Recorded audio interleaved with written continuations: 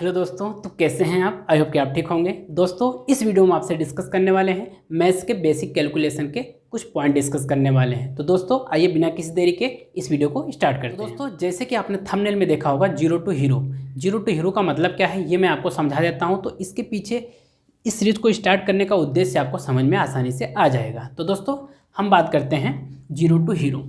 Zero का मतलब भी आप अच्छे से समझते हैं और हीरो का मतलब भी आप अच्छे से समझते हैं। देखिए, बट यहाँ पे जीरो टू हीरो का मतलब क्या है ये आपके लिए समझना काफ़ी इंपॉर्टेंट है। देखिए, जीरो का मतलब है कि अगर आप मैथ्स में बेसिक कैलकुलेशन आपका वीक है तो आप ये कह सकते हो कि आप मैथ्स में वीक हो। ठीक है, इसी प्रकार से अगर आपका मैथ्स में बेसिक कैलकुलेशन स्ट्रॉन्ग है तो आप ये कह सकते हो कि आप मैथ्स में हीरो हो। ठीक है, तो मतलब कुल मिला के इस सीरीज़ को स्टार्ट करने का मेन उद्देश्य इतना है। जीरो टू हीरो का मतलब सिर्फ इतना सा है कि भाई आपको बेसिक कैलकुलेशन सिखाना है, ये आपको बेसिक कैलकुलेशन में आपको परफेक्ट करना है। ठीक है, इस सीरीज़ में जो भी वीडियो आने वाली है अगर आप उसको कंटिन्यू देखते हैं तो आपका मैथ्स में एक अच्छी खासी पकड़ होने वाली है। ठीक है, और आपको बेसिक चीज़ें अच्छे से समझ में आने वाली, क्योंकि स्टेप बाय स्टेप सारी चीज़ें आपको सिखाई जाएगी। जैसे आपको सिखाई जाएगी आपको उसी प्रकार से सीखना है। तो दोस्तों अब हम बात करते हैं बेसिक कैलकुलेशन की। ठीक है, कैलकुलेशन में आपको हम क्या सिखाने वाले हैं वो मैं आपको थोड़ा बता देता हूँ। ठीक है, देखिए बेसिक कैलकुलेशन में हम अर्थमेटिक और अलजेब्रा के जो बेसिक कैलकुलेशन होते हैं जैसे कि एडिशन, मल्टीप्लिकेशन, सब्ट्रैक्शन, यानी कि टोटल अगर हम बात करें वी बोर्ड मास के क्वेश्चन हमको सॉल्व करना परफेक्टली अर्थमेटिक में भी आ जाए और अलजेब्रा में भी आ जाए। यानी कि नंबर सिस्टम में जो होता है एडिशन, मल्टीप्लिकेशन, सब्ट्रैक्शन, यानी कि बी बोर्ड मास, डी मास, ये सारे क्वेश्चन हमको सोल्व करते अगर आसानी से आ जाते हैं तो हम ये कह सकते हैं कि हाँ मैथ्स में हमारी अच्छी खासी पकड़ है। ठीक है, उनके रूल को समझाना ही इस सीरीज़ को स्टार्ट करने का मेन उद्देश्य है। तो दोस्तों अगर आप मैथ्स की बेसिक कैलकुलेशन सीखना चाह रहे हैं तो आपको मैथ्स का बेसिक इन्फॉर्मेशन भी होना ज़रूरी है। तो थोड़ा मैथ्स के बेसिक इन्फॉर्मेशन आपको देते हुए फिर आगे हम कंटिन्यू वीडियो को करते हैं। जो आपको चीज़ें सिखाना है वो हम वन बाय वन सारी चीज़ें आपको सिखाते हैं। तो मैथ्स की बेसिक कैलकुलेशन सीखने से पहले मैथ्स का बेसिक इन्फॉर्मेशन हमें पता होना चाहिए। तो देखिए मैथ्स की बेसिक इन्फॉर्मेशन मैं आपको थोड़ा सा बता देता हूँ। देखिए, अगर फादर ऑफ मैथमेटिक्स की बात किया जाए, फादर ऑफ मैथमेटिक्स कौन है? आर्किमिडीज है, यानी कि गणित के पिता कौन है? आर्किमिडीज को गणित के पिता कहा जाता है। ठीक है, और इसके बाद हम मैथ्स को क्लासीफाई करें, अगर पूरे मैथ्स को हम क्लासीफाई करें तो बेसिकली मैथ्स को 3 पार्ट में क्लासीफाई किया जाता है। पहला पार्ट क्या होता है? मैथ्स का जो पहला पार्ट होता है वो होता है अर्थमेटिक यानी कि अंकगणित, और मैथ्स का सेकंड जो पार्ट होता है वो होता है अलजेब्रा यानी कि बीजगणित। इसी प्रकार से मैथ्स का जो थर्ड पार्ट है ज्योमेट्री यानी कि रेखा गणित। ठीक है, ये 3 पार्ट होते हैं। अगर हम फादर ऑफ अर्थमेटिक की बात करें तो फादर ऑफ अर्थमेटिक कौन है? ब्रह्मगुप्त है। फादर ऑफ अलजेब्रा कौन है? अल-ख्वारिज़मी है। Father of algebra al-Khwarizmi. Father of geometry कौन है? यूक्लिड। फादर ऑफ यानी कि अर्थमेटिक के जो पिता हैं वो ब्रह्मगुप्त हैं, बीजगणित के जो पिता हैं वो अल-ख्वारिज़मी हैं, और रेखा गणित के जो पिता हैं यूक्लिड हैं। ठीक है, और अर्थमेटिक में हम क्या पढ़ते हैं? अर्थमेटिक में हम डिफरेंट टाइप के जो नंबर होते हैं यानी कि नंबर सिस्टम का एडिशन, मल्टीप्लिकेशन, सब्ट्रैक्शन करना हम किसमें सीखते हैं? अर्थमेटिक में सीखते हैं। यानी कि इसमें आप पढ़ोगे रियल नंबर, रियल नंबर के अंदर क्या जाता है? रेशनल नंबर होता है, इरेशनल नंबर होता है। रेशनल नंबर के अंतर्गत भी जो होता है वो इंटीजर आ जाते हैं, होल नंबर हो जाते हैं, फ्रैक्शंस आ जाते हैं। ठीक है, ये डिफरेंट टाइप के नंबरों का एडिशन, मल्टीप्लिकेशन, सब्ट्रैक्शन हम किस में सीखते हैं? हम अर्थमेटिक में सीखते हैं। इसी प्रकार से हम अलजेब्रा में क्या सीखते हैं? वेरिएबल और कांस्टेंट वैल्यू का एडिशन, मल्टीप्लिकेशन, सब्ट्रैक्शन, जैसे कि पोलिनोमियल्स हो जाते हैं। इसके बाद में इक्वेशन को सॉल्व करना सीखते हैं। हम किस में सीखते हैं? ये अलजेब्रा में सीखते हैं। इसी प्रकार से आप ज्योमेट्री की बात करें, ज्योमेट्री में हम पॉइंट, लाइन, एंगल, ट्रायंगल, ये सब चीज़ें क्या होती हैं? क्वाड्रिलेटर क्या होता है? पॉलीगॉन्स क्या होते हैं? ये सब हम किस में सीखते हैं? ज्योमेट्री में। ठीक है, तो ये सारी चीज़ें के बारे में आपको पता होना चाहिए कि हम कौन से एक पर्टिकुलर पार्ट में हम क्या सीखते हैं। ये चीज़ों का भी ज्ञान आपका होना जरूरी है। ठीक है, जैसे कि मैंने आपको बता दिया कि अर्थमेटिक में क्या सीखते हैं, अलजेब्रा में क्या सीखते हैं और हम ज्योमेट्री में क्या सीखते हैं। ठीक है, ये ज्योमेट्री वाला पोर्शन हमारा है ज्योमेट्री। ये थर्ड पार्ट का ज्योमेट्री जो है जिसमें हमने बताया आपको point, line, angle, triangle, quadrilateral और ट्रायंगल, पॉलीगॉन, ये क्या होते हैं, ये इस पर हम पर्टिकुलर सेपरेट वीडियो बना के यूट्यूब चैनल पर अपलोड कर चुके हैं।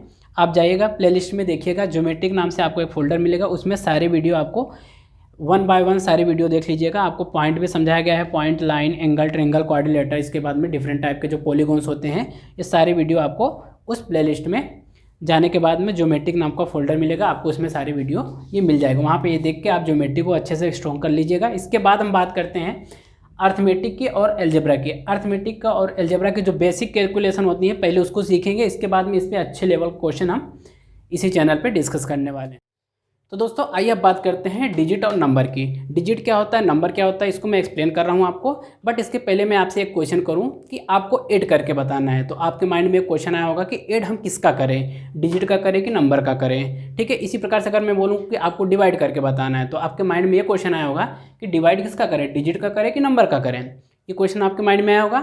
ठीक है, इसी प्रकार से अब हमको समझना ये पड़ गया कि भाई डिजिट क्या होता है, पहले इसको समझ लेते हैं, नंबर क्या होता है इसको समझ लेते हैं। ठीक है, तो ये कन्फ्यूज़न भी हमको क्लियर हो जाएगा। देखिए डिजिट की बात करें तो डिजिट क्या होता है। देखिए डिजिट जो होता है, digit is a single symbol. ठीक है, डिजिट क्या है, एक सिंगल सिंबल होता है। सिंबल का मतलब होता है संकेत। ठीक है, सिंबल का मतलब क्या है, संकेत। अब देखिए मैं कुछ लिख रहा हूँ, इसको आप ध्यान से देखिए। मैंने लिखा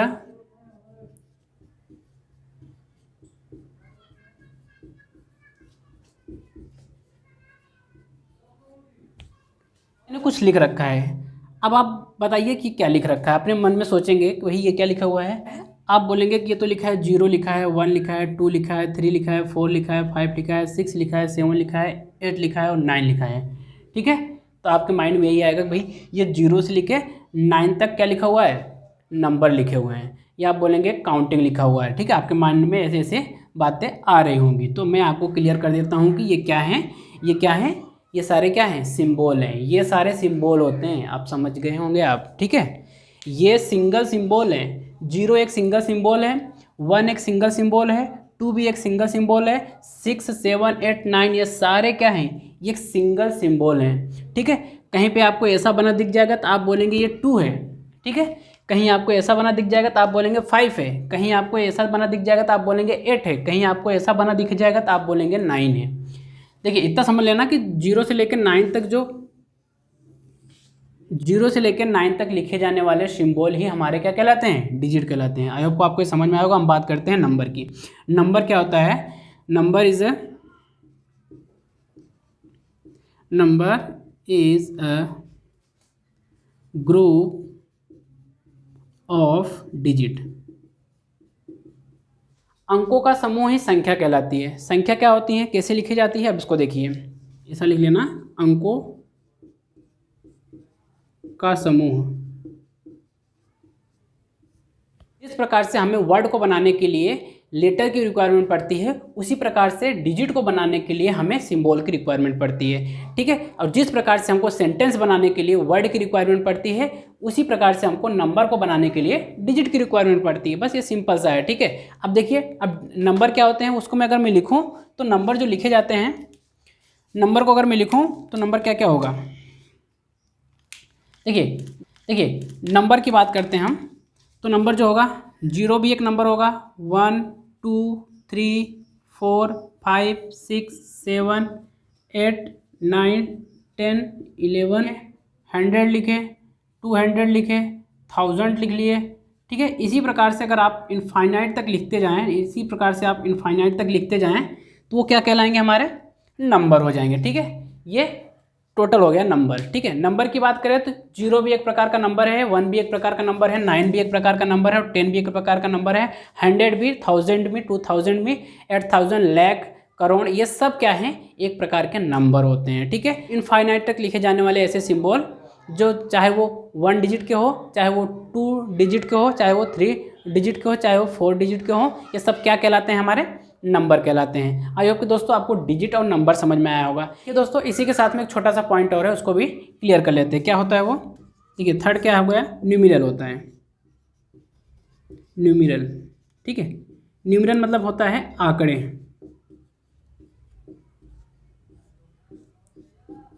ठीक है, न्यूमेरल क्या होता है, ये किसी भी डेटा को रिप्रेजेंट करते हैं, रिप्रेजेंट एनी डेटा।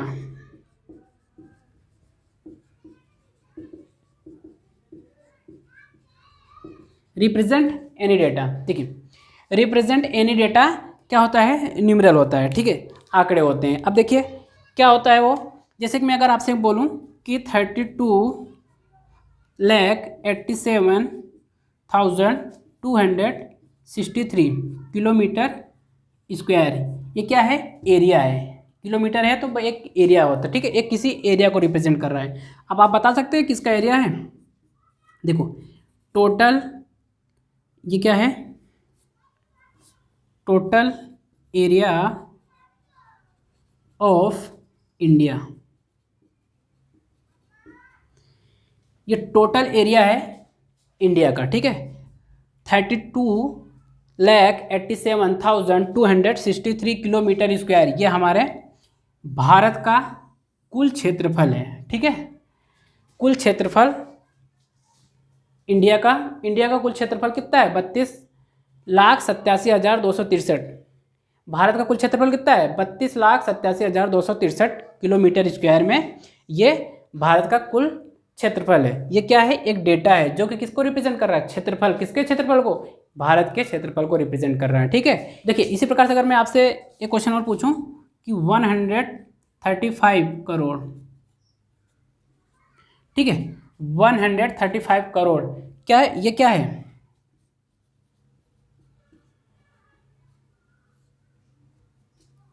ठीक है, 135 करोड़ इससे ज़्यादा है, ये भारत की कुल जनसंख्या है, ठीक है।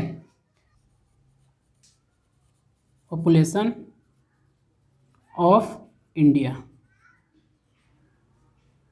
ठीक है। मैं आपसे पूछूं कि 135 करोड़ क्या है, तो आप बोलेंगे पॉपुलेशन ऑफ इंडिया, इससे ज़्यादा है, कम नहीं है, ठीक है। अभी प्रेजेंट की बात करें तो 135 करोड़ से ज़्यादा ही भारत की कुल जनसंख्या है, ठीक है। आपको समझ में आया होगा कि ये, ठीक है, न्यूमरल क्या होता है? Represent any data. किसी भी डेटा को अगर रिप्रेजेंट किया जाता है, चाहे वो 1 डिजिट में भी हो सकता है, 2 डिजिट में भी हो सकता है, 3 डिजिट में भी हो सकता है, 4 डिजिट में भी हो सकता है, 5 डिजिट में भी हो सकता है, इससे ज़्यादा भी हो सकता है, ठीक है। तो वो सारे क्या हो जाते हैं? एक किसी भी डेटा को रिप्रेजेंट करते हैं। जो वैल्यू किसी भी डेटा को रिप्रेजेंट करती है वो क्या हो जाती है? न्यूमरल वैल्यू कहलाती है, ठीक है। न्यूमरल क्या होता है? आंकड़े होते हैं। जब आंकड़े क्या होता है? Represent any data. किसी भी डेटा को अगर कोई रिप्रेजेंट कर रहा है कोई वैल्यू, तो हम कह देंगे को क्या हो जाएगी? न्यूमरल हो जाएगी। आई होप दोस्तों आपको न्यूमरल समझ में आ गया होगा। किलोमीटर स्क्वायर 32,87,263 किलोमीटर स्क्वायर ये क्या है? टोटल एरिया ऑफ इंडिया है, ठीक है। अगर पॉपुलेशन की बात करें इंडिया की 135 करोड़, ठीक है, ये जनसंख्या है अपने भारत की, इससे ज़्यादा है, कम नहीं है, ठीक है। तो आई होप कि आपको ये सारा एक्सप्लेनेशन समझ में आया होगा। एक बार मैं फिर से आपको बता देता हूँ कि अभी हमने इस वीडियो में क्या क्या डिस्कस किया। देखिए पहले हम क्या डिस्कस किए? 0 to हीरो का उद्देश्य समझे क्या है। इसके बाद में मैथ्स के थोड़ा बेसिक के बारे में हमने आपको बताया। इसके बाद में हमने डिजिट क्या होता है इसको समझाया। इसके बाद में नंबर क्या होता है इसको समझाया। इसके बाद में न्यूमरल क्या होता है इसको समझाया, ठीक है। आई होप दोस्तों आपको ये सारी चीजें समझ में आ रही होगी। दोस्तों अब हम मिलते हैं नेक्स्ट वीडियो, जो कि हमारी नेक्स्ट वीडियो होने वाली है वो रूल ऑफ एडिशन सब्ट्रैक्शन। यहाँ से आपको सारी चीजों को 1 by 1 ध्यान से समझना है, ठीक है दोस्तों। इसी के साथ में मिलते हैं नेक्स्ट वीडियो में। जब तक के लिए जय श्री राधे।